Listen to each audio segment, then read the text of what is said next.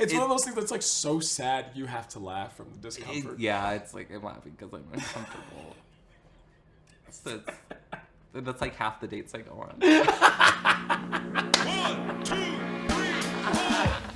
Being gay, being out, being queer is such a cool thing. And yes, there are tough aspects of it, but you have a community. There's so many heart-wrenching, heartbreaking stories, and those are so valid. But also there's a lot of stories of joy. Welcome to today's episode of the podcast where we're talking about joy and queer things. Yeah. Oh my gosh. We've had some awkward dates. Not together. No. Do you want to share an awkward date? So people are probably, I haven't even introduced you. Hi. My name is Stacey. This is one of my best friends, Adam Berg. We met in college. Yeah. We did a comedy group together. Yeah, 11 years ago. Oh, it has not been 11. Yeah, 11 years next month. Wow. We were both heavily in the closet. Yes. Right? Some heavier than others. I don't know what that means or who that refers to. That's you. I came out later. You managed to hide it better. I was one of those gays who I came out and people were like, we know. And I was like, that's impossible. How could you know? and then you came out to me and I was genuinely shocked. Oh, really? Yeah. I feel like you were my red herring. You like threw people That's off. true. I was like the lightning rod that drew all the attention out. People would be like, is Adam hiding a secret? I'd be like, I don't know, maybe. Like, what do you think? No, I was actually really protective of you. I know. There was, oh my gosh. So we were both in the closet. We did Yeah. Divine Comedy. We went on to do Studio C. Yeah. Adam is one of the most prolific writers I know. Churns out stuff like butter. Like, I love it. But do you remember the time when we came out to each other? Yeah. This is what I was gonna bring up as maybe my favorite memory of you. Oh, okay. Yeah. Let's jump into it because I told Adam I wanted to play a little icebreaker where we like let people get to know us a bit. Yeah. So, because we've been friends for over 10 years. Oh man, and we tell each other everything. Everything. We've been like roommates. Adam, we're not roommates currently, but I still call you my roommate. Yeah. And we do tell each other everything. Because we lived together for like 6 or 7 years, I think. What? Right? Before we came out? No, just in total. Oh, that's right. Because we weren't living together the whole time we were friends. Okay. Yeah. But we lived together for like 3 years before we came out to each other. Yeah, we did. Which is just insane. Isn't that crazy? But once we came out to each other and we're living together, it was the best. Oh, yeah. It was great too. Yeah. We had our moments. We did. So I asked Adam to share, and we were going to share our best favorite memory of each other and our least favorite memory of each other. Do you have a least favorite memory of me? Of course. Oh, many. I'm just kidding. All of them. The hard part was finding a great memory. Yeah. No. So, okay. So, you sounds like you have one for your favorite memory. We would do that one first. Yeah. Yeah, I think it was Should we coming end out. on least or favorite? We should I don't end on know. favorite, huh? Maybe we'll couch the bad inside the good. Like we'll do favorite, least favorite, favorite. I love it. Great. Okay, Follow my lead. Go for it. Take it away. So I had been dating a guy while I was still in the closet for like 2 years at this point. Wait a minute. And Stacy knew what was going on. And I had suspected, and I was so happy. Yeah. And like over time I had become less like Careful. You're, careful. Like, I was like, I careless started caring less about trying to hide it, but I still wasn't like coming out. You would like sit closer and like rest a hand on someone and stuff. Yeah. In fact, there were I think a couple points where my ex Jeff he was like, I think Stacy's gay, and I was like, no. He hasn't dated anyone in years. Of course he's not staring gay. at pictures of hot men. Yeah. He's like, you're like, no, and I'm like. I wonder why did he think that? Did he just get a film? Maybe he just has good gaydar. Yeah, maybe. I don't know. That has good gaydar. In fact, because we met over Facebook, because his parents watched Studio C, okay, and so he would catch it, and then he was picking up on me being gay, and thought I was attractive. Slid in those DMs. He did, and I ignored him for months until I was like, I don't care anymore. This guy, he's clearly gay. Wear them down. Yeah. I'm just kidding. But so we wound up meeting for like a lunch or something, and I came out to him. over lunch, and then we just spontaneously decided to go to a movie. Was he the first person you came out to? Yeah. Ooh. Yeah. And so between lunch and going to the movie, apparently he called his mom because they had a bet about whether or not I was gay because she didn't believe it. No! So he just called her and was like, I was right. No! We're going to a movie. Anyway, that's a very tangential thing. Is that your favorite memory of me? Yeah. Weren't you there? I thought you were in the back seat. Anyway. I was in the back seat. Just living through you. I was like, this is lovely. So yeah, one Sunday morning, okay. like I think I was at a point where I had stopped going to church because it was just too hard, like mentally and emotionally. And so that morning I was walking to the bathroom, which was right in front of, next to your room. You were on your floor playing guitar, I think. Probably. Yeah.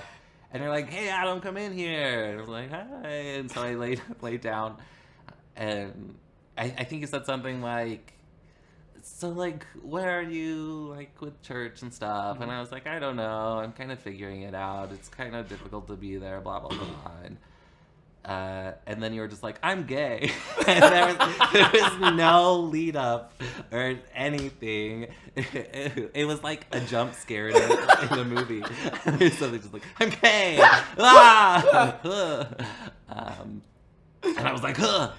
And I think I was like, me too. That's my favorite part too, is after I was like, I'm gay, because I was like, I'm pretty sure Adam's gay and I'm really excited to come out to you. Yeah. And I was at this point where I was like ready, and I was like starting to tell like my closest friends, and I was like, Adam, I'm gay, and you were like, and you just pointed to yourself and mouthed it, and you were like, me too. Yeah. I don't think I had said the words I am gay up until that point, which is crazy because I had been dating a guy for 2 years. Yeah. And so we just like, we finally like broke the ice and just talked about everything. We really dove in, like, Yeah. It wasn't in that moment that we started. I feel like we started just being like, poof, like everything. It was the best. Yeah, it was great. It was a good icebreaker. Because up until that point, I was like, I don't want to be like the gay Studio C guy, because it's so heavily like Mormon. Yeah, and like that I was worried tokenized, about like, the only one. backlash, like all falling on me, and I just like wasn't in a place where I could handle that sort of thing. And we were still working on the show, so I was like, I could lose my job, and what if that's like a public thing? And I just knew I couldn't deal with that at that time. Right. And so when you came out and you ripped the Band-Aid off, it was like 2 weeks and the whole world knew. I did come out. I was like kicking down doors, and I was like, everybody, I'm gay. Yeah. Like the neighbor had a party, and it was like my coming out party. You may as well have gone like trick or treating. Like, I'm gay, kind of a thing like that. The trick is, I've been pretending to be straight. Yeah, and the treat is me. The real me. But that was great because you kind of took that initial wave of like shock or surprise or whatever from fans, and then I got to sneak in quite a while later and be like, yeah, me too. And it was like great. It was like super helpful. People responded so positively. Yeah.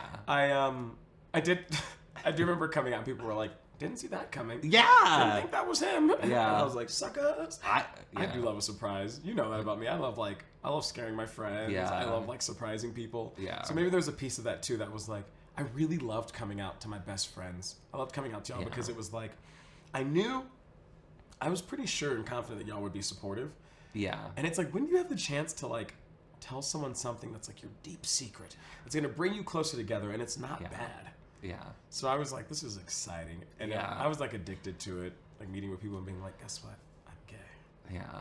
And my story is the opposite. I'd come out to someone, like my sister or friends or whatever, and then have to emotionally recover. And then I'd have a surgery. Not because of coming out. No. I'd have some unrelated surgery that I have to recover from that, and then come out to someone new, kind of emotionally, kind of manage that, and then have another surgery. There were like 3 surgeries during the course of this process for me. Until I like finally did it all. And, Okay. Has it been better? And I always ask my people this on this show, but I'm like, we always say it's better, but like, is it really better? Yeah. Like, you can be honest too. Yeah. I actually hate the phrase like it gets better. Ooh, tell me more. Because like horrible is better than like nightmare. So like getting better doesn't necessarily mean good. True. But I feel like it gets good. Ooh. It gets great. It's so. Here's what I've been thinking about. Like leading up to this. Do you remember watching? Did you watch season 1 of Westworld?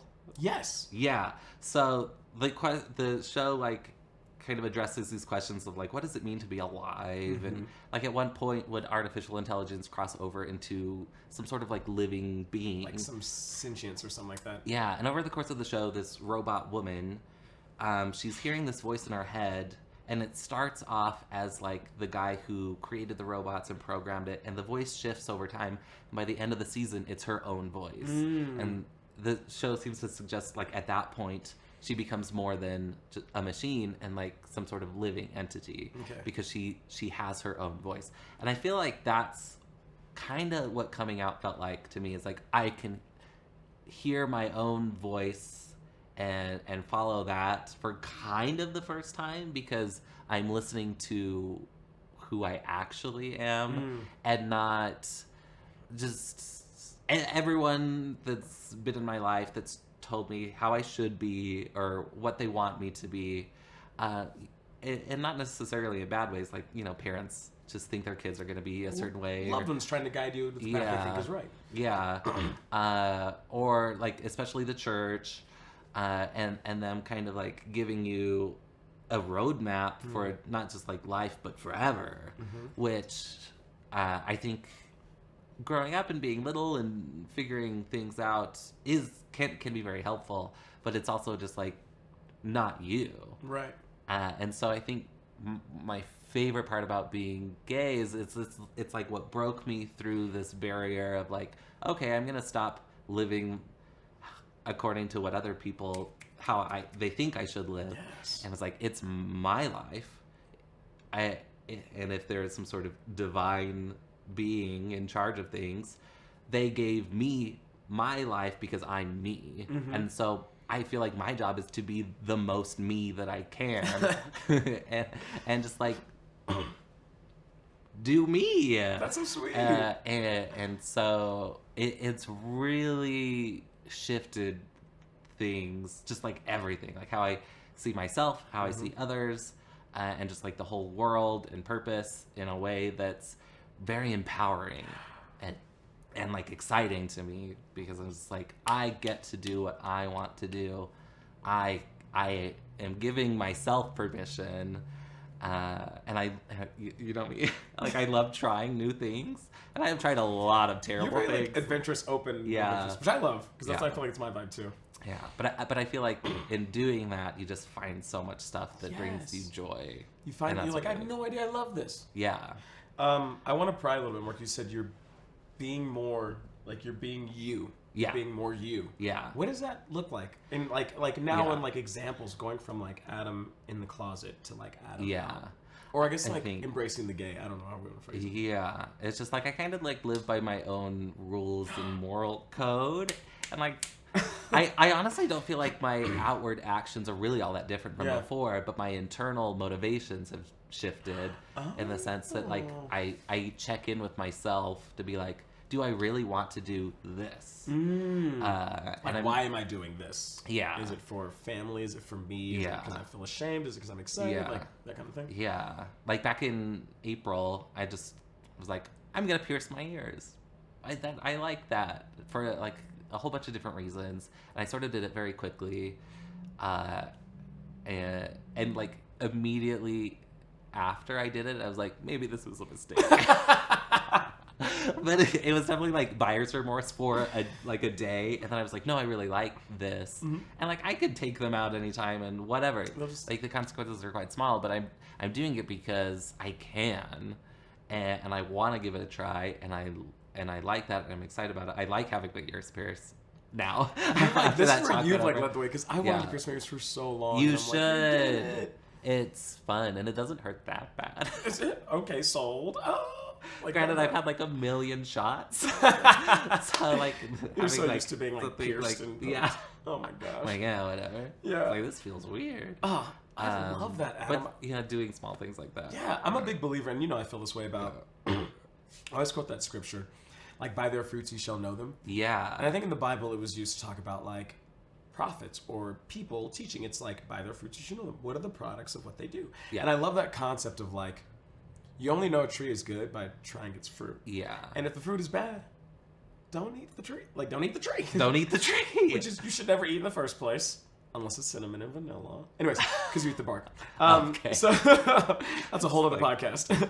So by their fruits you should know them. If the fruit's bad, don't eat it. If the fruit's good, look at this amazing thing you found. But the only way you're going to know is if you try the fruit.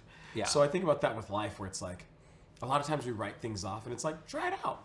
Yeah. And no, I'm not talking about like hard addictive drugs or something. Yeah. But I mean like new experiences. Worst case scenario, you like try it out and then don't like it and you learn something new about yourself. Now you know.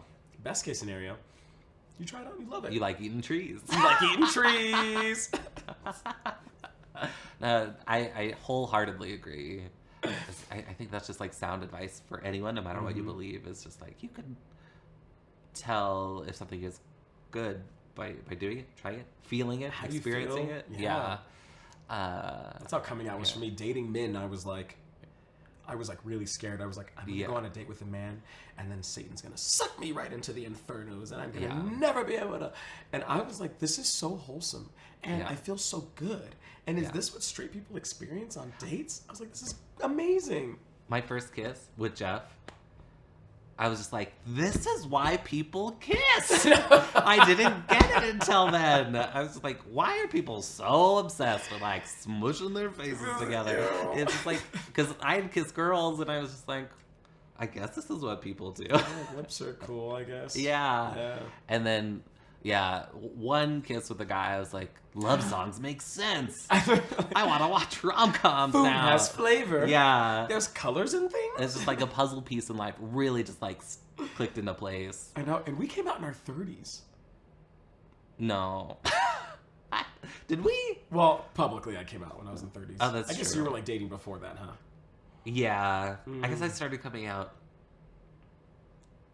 Oh, no, I don't remember. Maybe it was when I was 30. Are we old? We're so old. Which is funny because I normally have to check with you about my age. Yeah. Because I'm really bad at Really, remembering your my birthday's age. tomorrow? It is! Yeah. I forget. Yeah. And I think part of that is good because everybody figures themselves out in their 20s. I don't regret my timeline. And I know some people feel different, but I really don't. I only regret...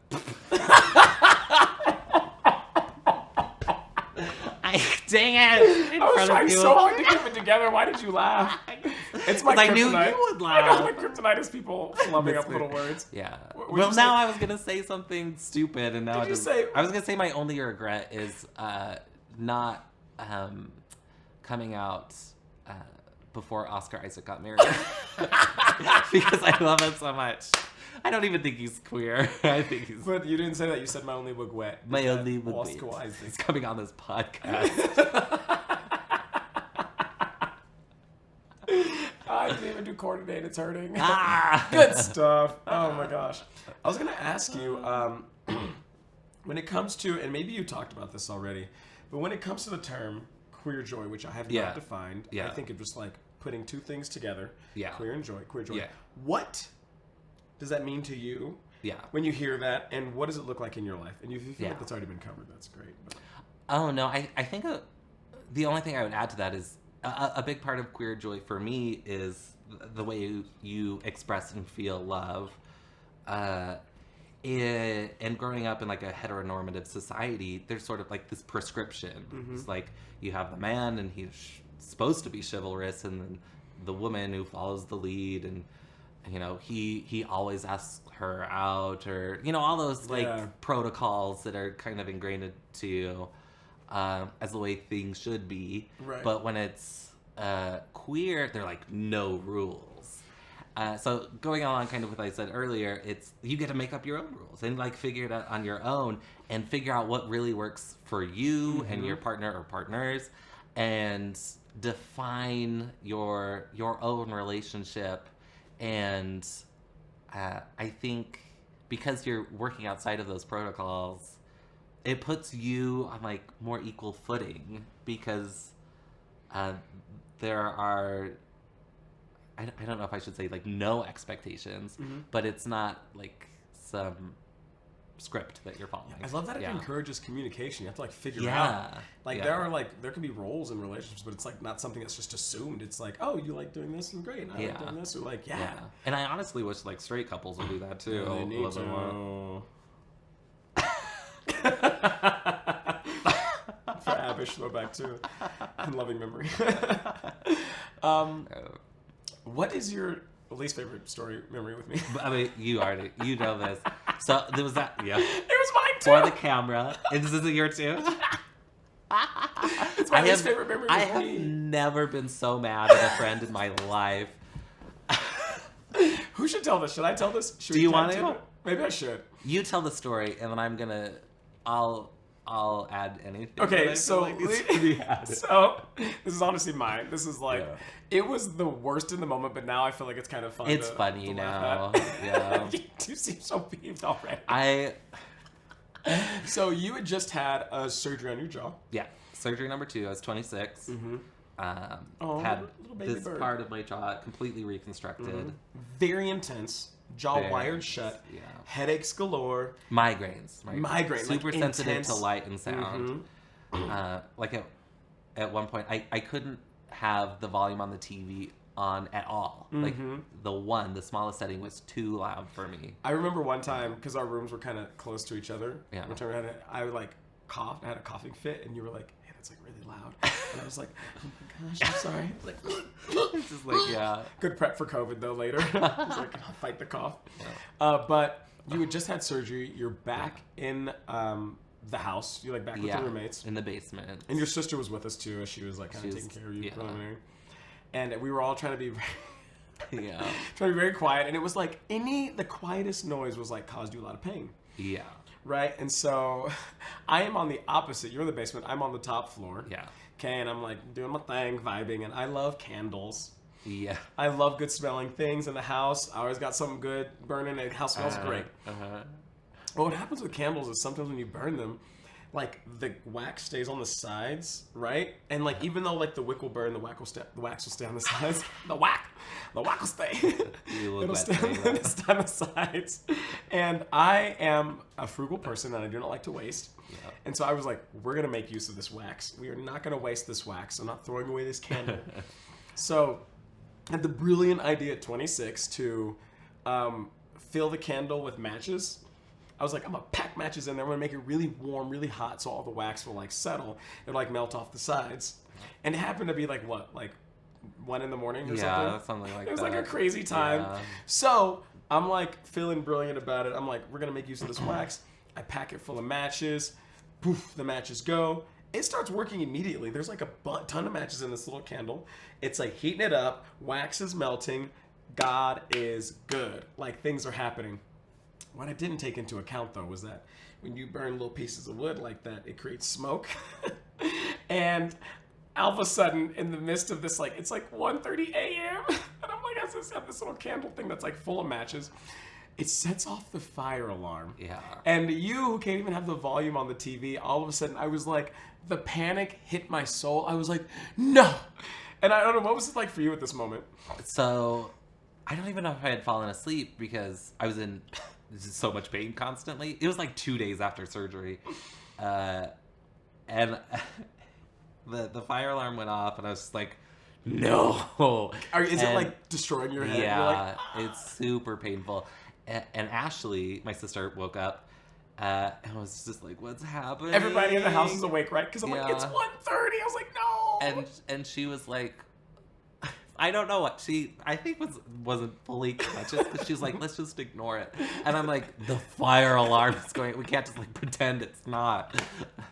And at this point, I'm in my room panicking. Yeah. And so I'm like, oh my gosh, I'm like, I gotta alleviate this. And so I go to pick up the candle, and I open the window because I'm like, I gotta get the smoke out. Yeah. So I pick up the candle to take it to the window, but it's hot. Yeah. So I immediately drop it and like spill wax everywhere. And I'm like, no.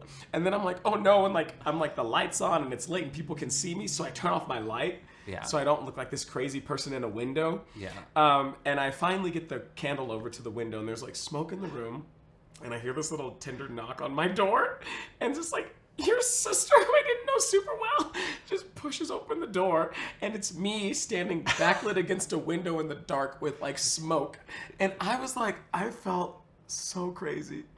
And she was like, is everything okay? And I was like, you know what? I'm so sorry.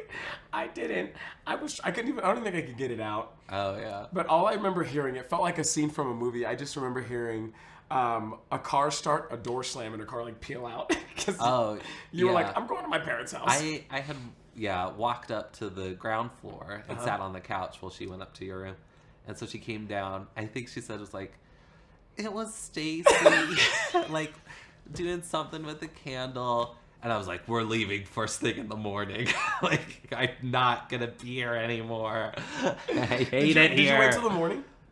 It was like 3 hours away. I know. I feel like y'all whatever. left. I used to stay up so late. I feel like y'all left so quick, and I remember just being like, felt so bad. Oh yeah, because I left without saying goodbye or even telling you guys that I was leaving. We all knew. We were like, that's fair. It was the right call. I was in a much. Yeah, I remember like I was talking to the roommates because I was like, y'all, I feel so bad. And I think Matt was like, it's for the best. It was like Adam could be in a more quiet place. Yeah. We didn't have to worry about walking on eggshells. Yeah. I felt bad. I was like, I know Adam's ready to fight, man. Oh, yeah. If I could stand up for longer than 30 seconds, we would have fought. Oh my gosh. Well, that went by really fast. Is that time? Yeah, it's almost time. You didn't give me a good memory yet. I don't have one. I'm just kidding. We're going to fight now. I have so many memories. Oh, it's like really tough. I'm trying to think of like, I don't know. I was like, I'm glad we didn't have time because I was like, man, what am I going to even say? I feel like the moments where we're just like laughing and like reeling and like wheezing. I feel like you've adopted my style of laughter. I have. Where it's like, like running around, like kicking and stuff. It's definitely like sunk into my bones because I've done it with just other people. Like I went on a date and we were having dinner and he told me one of the funniest things that I will not be repeating. And I just sat in the booth like I couldn't sit still. By the way, that's a very Black way. Yeah, like it's like we laugh and like we're like sprinting and like I love it. It's fun. Is there anything you want to leave anybody with? Yeah, my Venmo. I don't know. I don't have anything. Well, I do want to say I want to brag about Adam because Adam, while humble, like I said, is one of the most prolific writers. Writes scripted content like a dream. Has written and published a couple books. Yeah. And I'm gonna tell y'all this right now. They are good. Like if you bought these books and read them immediately, you would not regret it, and I wouldn't feel bad. They are good books because like fantasy fiction is like my genre that I love. Yeah. And they're inventive, they're creative. So find Adam Berg on Instagram. You'll find links to other things there. Is there anywhere else they can find you? I'm not really active on social media except for Twitter right now. You're so fine on that's Twitter. the Adam Berg. You've had a good comeback on Twitter. And I can't have that handle on Instagram because some girl named Thea Damberg stole the Adam Berg from me. And I think it's hilarious. So it's Hey Adam Berg on Instagram. But that's me. I love it. Well, Adam, this has been really fun. Thanks for joining us on the podcast. And we'll see y'all later. Yeah. Go be gay.